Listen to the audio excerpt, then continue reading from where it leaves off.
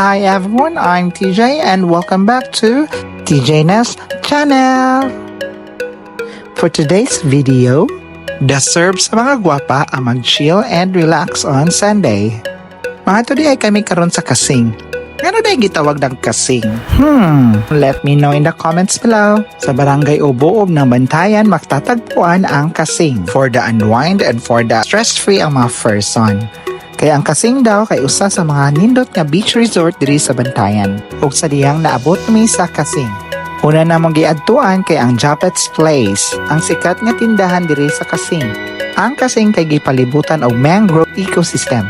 Ug di jud maguol ang katong naka-rejuve kay malandungan mo sa shade sa pangapunuan.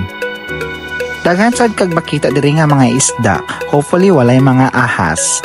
Nindot po ang kasing kay daghan kay mga baligya pud ka nga kapilian, mga refreshment, a la carte ug uban